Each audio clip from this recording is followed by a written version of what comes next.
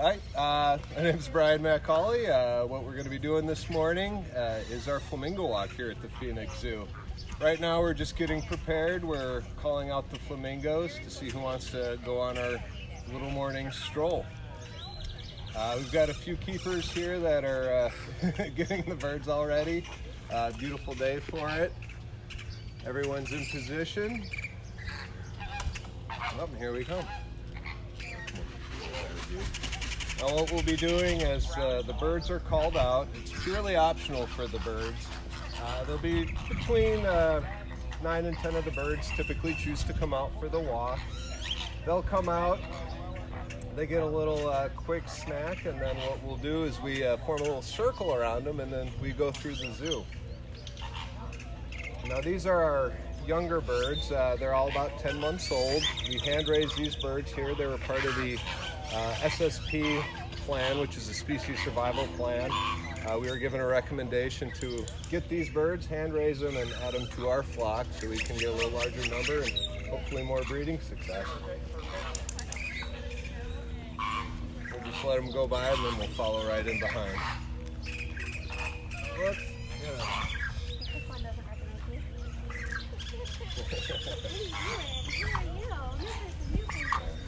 And this is, we call this little program the Walk the Flock, and then we do a little flamingo afterwards. How this all started is when you're hand raising flamingos, and actually most birds, and especially long-legged birds, they grow very quickly, and so they need a lot of exercise to avoid any kind of developmental issues. You can get things like slip ligaments or angel wing.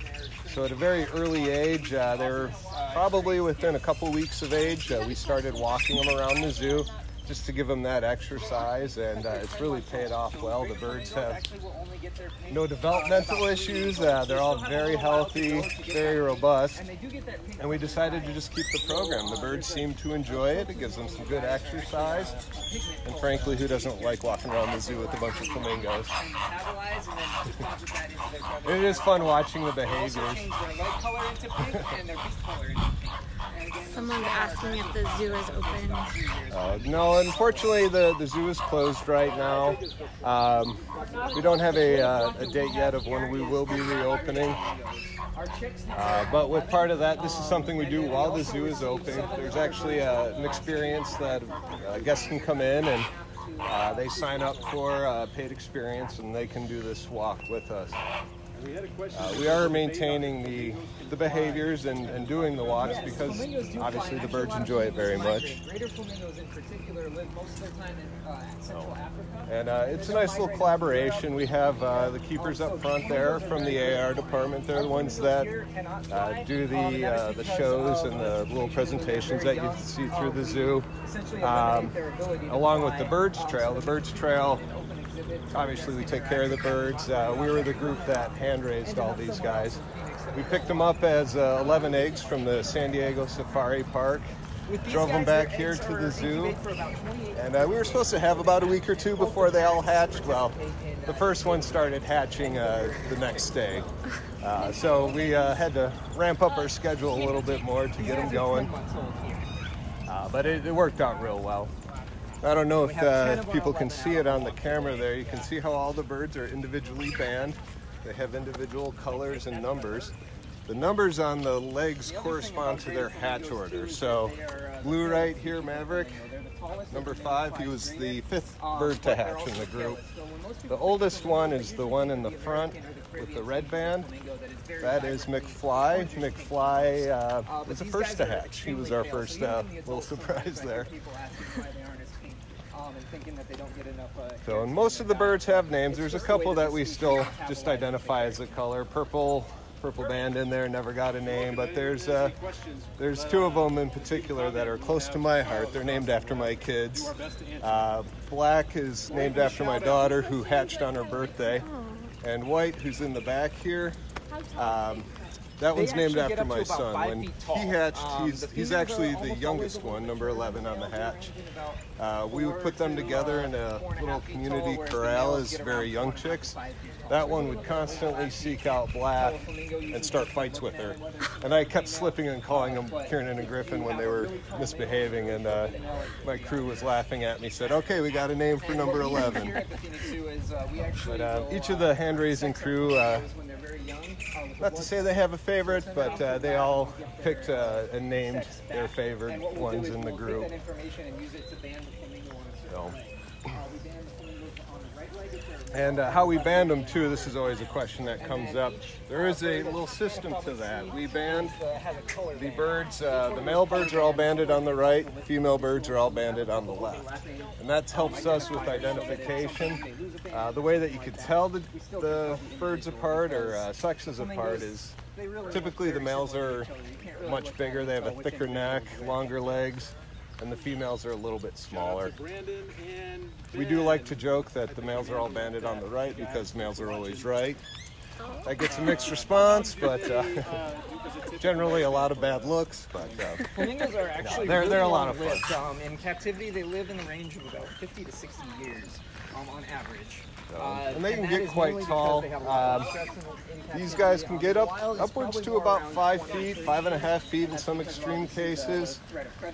They'll very long lived. We have some of our Chilean flamingos that are well over 40 years of age. And their coloration, that's always a big question we get with the chicks. These guys still have some of their gray coloration. That full pink doesn't come in till they're about 2 to 3 years of age. When they do hatch, they're these little gray balls of fuzz. Really cute. So it is fun watching the transformation as they go from the juvenile coloration into their adult coloration. You can see on their legs there, some of them have a little more pink than others. Once they're fully mature, those legs will be a very vibrant pink. And they get that through their food. They are able to process the beta carotene and convert that into that pink coloration.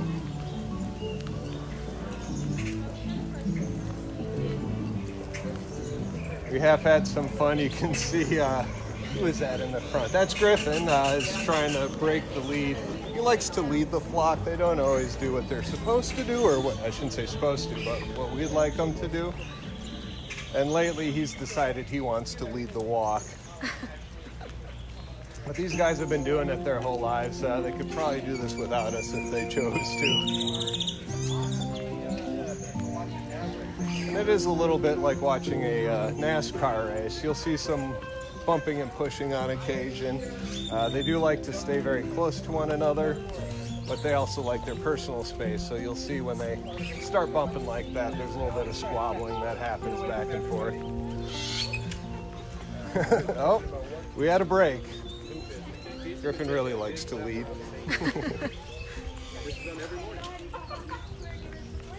And these are greater flamingos. I don't know if I've said that. They're the largest of the flamingo species. There's 6 species of flamingos. We have at the zoo, we have the greater flamingos and the Chileans. Chileans are a little bit smaller, but they have a little more vibrant coloration.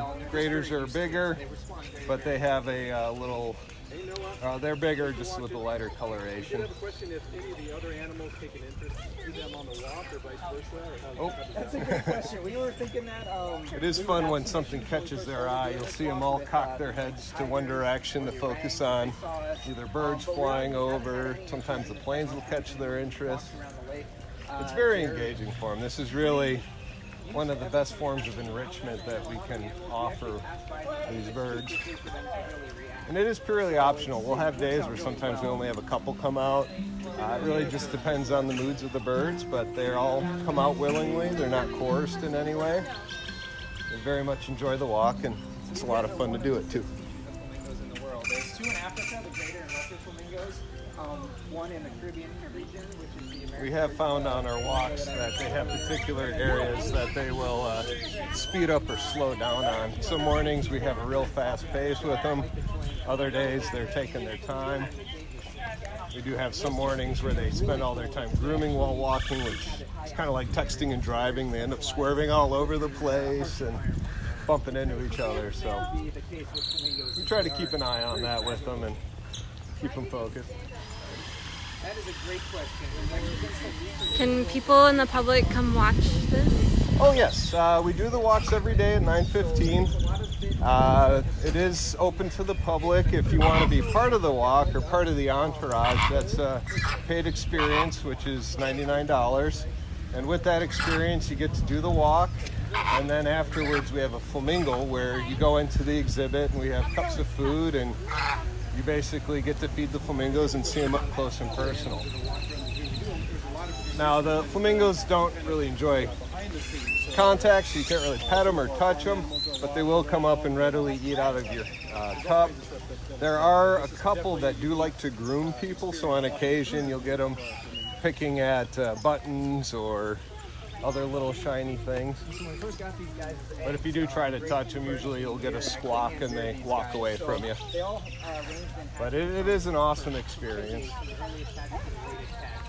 And our team pulled together. We were pulling about 14-hour days to get these guys ready. And there's the others waiting for the return. After the first season, they had all hatched. So that's per day. So it's a lot of work to hand here, but obviously the work paid off. And once we get into the exhibit, the adults will come up to eat as well, and you can really see the color difference and the sheer size difference on some of them.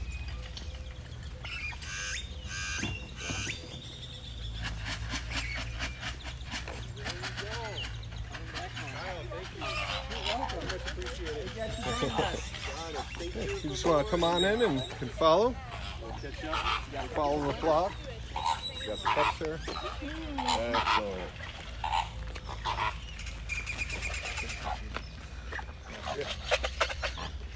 Come on. You want to trade out your bucket? I will trade the bucket. Fair trade, right? All right, let's see if we can get someone to come up. Hey, Purple. No? Oh, there we go.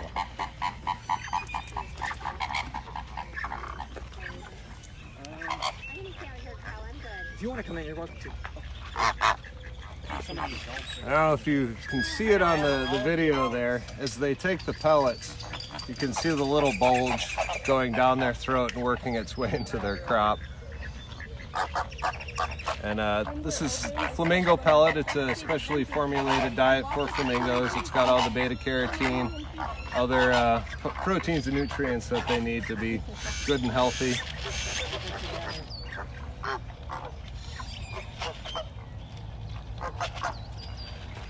If you look past Tim, you can see some of the adults back there and how pink those legs are and their coloration.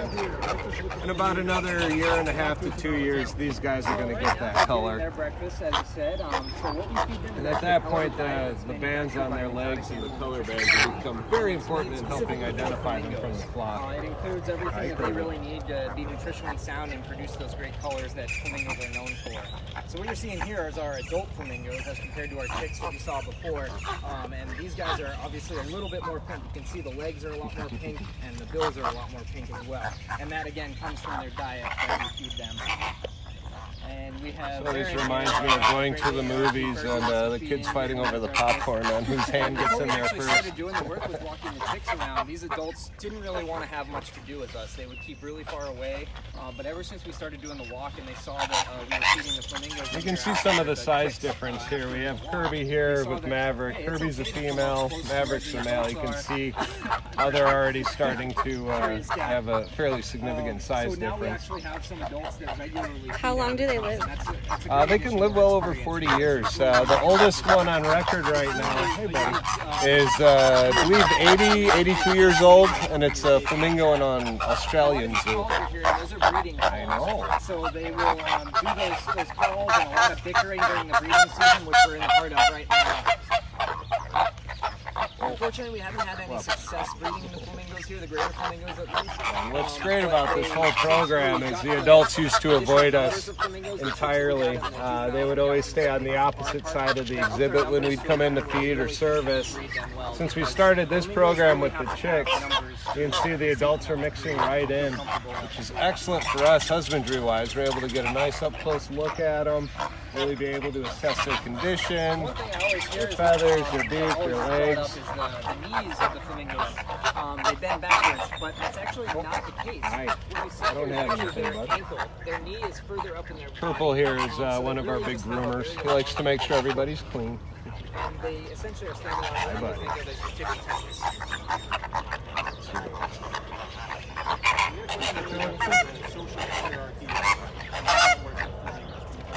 Yeah, there's not a ton of social hierarchy. There isn't one top dog, essentially. They're very flock-oriented, so it is a very big flock mentality. So a lot of it is building the synchronicity with the flock, which they will call back and forth and do certain behaviors to replicate each other, and they build that synchronicity to feel comfortable enough to get into the breeding mode. So again, there's no real top dog. You will see some of the taller flamingos be a little bit more aggressive with pushing birds out of what they feel is their immediate territory. How tall can they get? They can get over 5 to 5.5 feet in height, which is kind of fun to see with some of our keepers and some of the guests that come in for the feeding, that the birds tower over them. Sarah has some better color.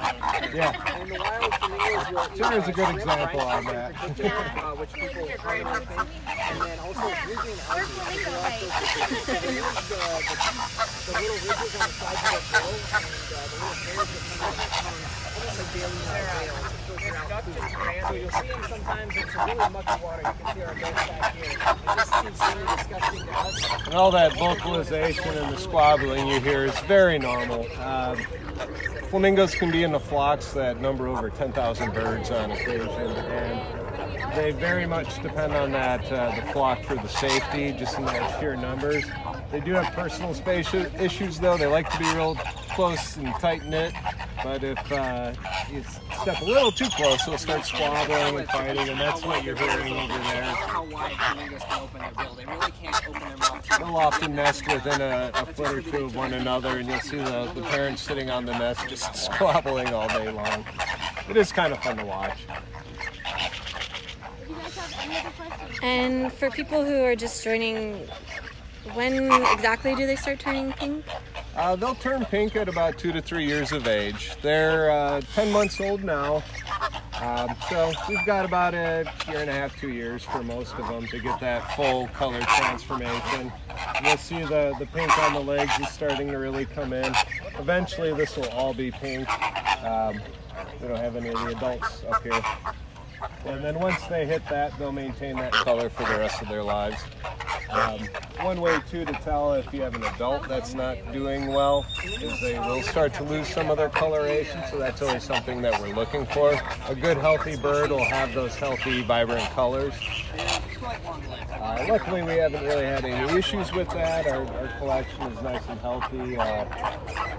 And they're monitored obviously daily, so we're able to intercept any issues as we catch them or as they arise. Like just in the beak coloration here, you can see some of that pink coming in. When they're little, when they just hatch, they're all gray and the bills are black, legs are black. So it's been fun watching this color transformation. They'll have a little more defined pink on the wings there. That's what comes in first. It is a big correlation. Their bills were straight. Yeah. Oh yeah, they do have straight bills when they hatch. Good question. They end up developing this as they mature. They're filter feeders. They have a little filtration system in there, and they'll swing their bill back and forth in the water while stomping to stir up any kind of aquatic livestock, any kind of algae, small vertebrates, small fish.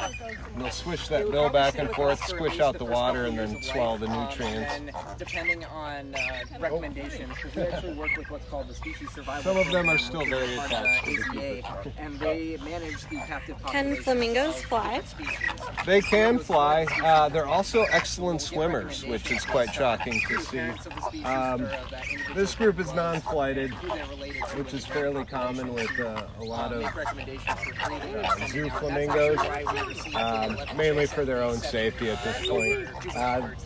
But they're pretty adept flyers, excellent swimmers, and extremely temperature tolerant too.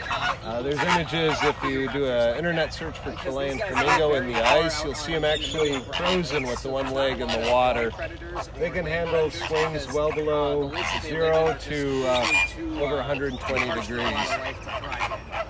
So they really only have to worry about aerial predators.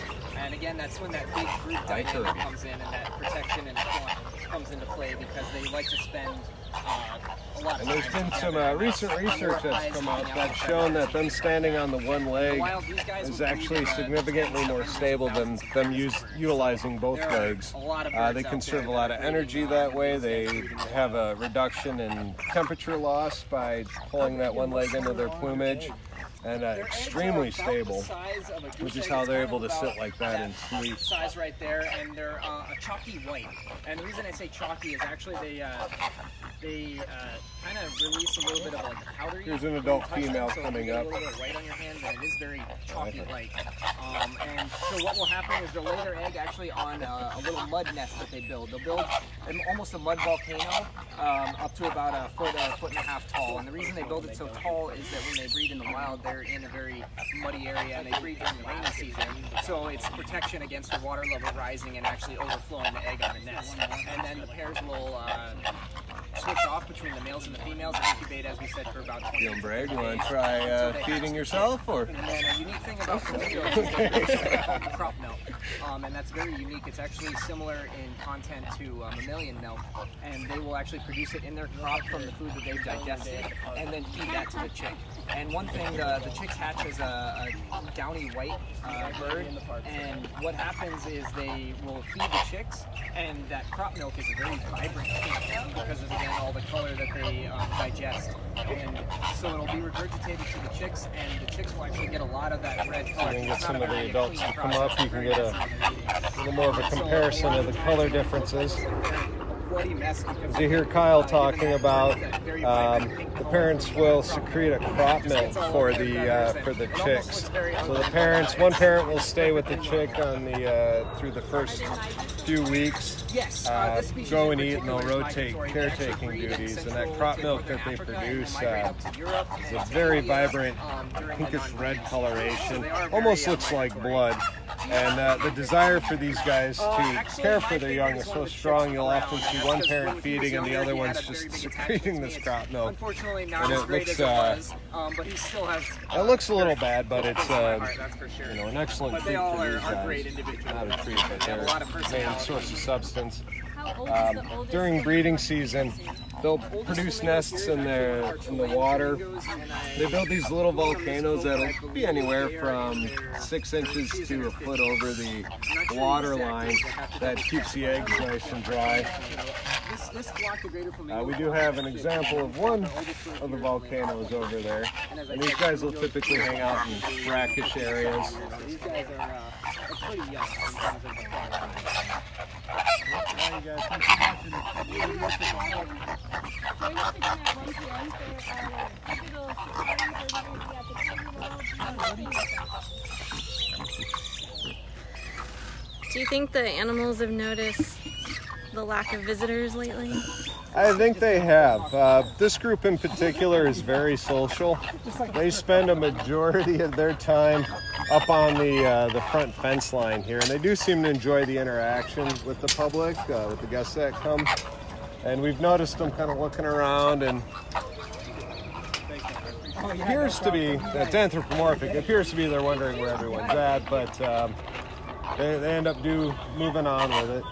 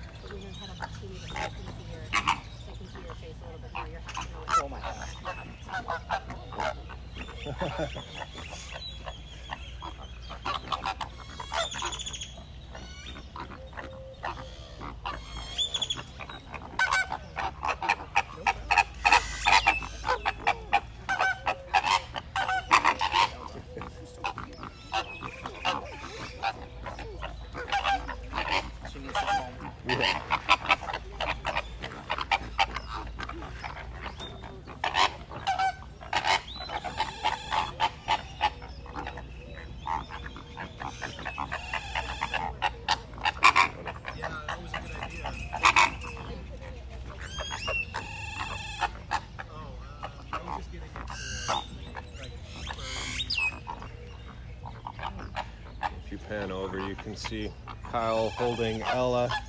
Kyle's our primary flamingo keeper. There's one particular bird that still has an extreme desire to be brooded. So what he is essentially doing as best as he can is replicate the brooding behavior of the parents. Pretty much all the other birds have grown out of that stage, but Ella will get a little overstimulated and occasionally just needs to be picked up and held. You can see how calm and relaxed she is. I'm anticipating it'll be another few months and she'll grow out of that as well, but looks like she's ready to go back down. She is the one that we do have to watch on the walks because she will get a little too excited and she likes to cut in front of people and then stop. So we try to avoid her getting stepped on. And what you're hearing there is one of the juvenile calls. That's a call that they would actually use with their parents to help identify their mom or dad. Call them to them.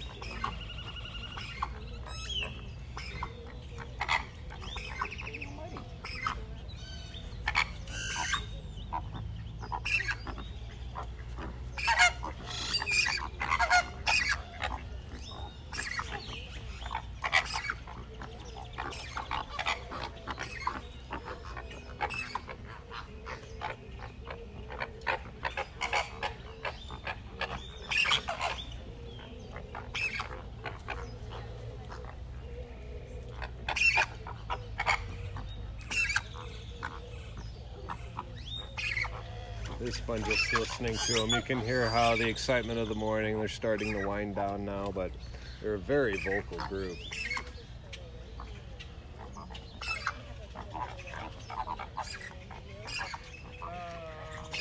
Any last thoughts? Any last thoughts?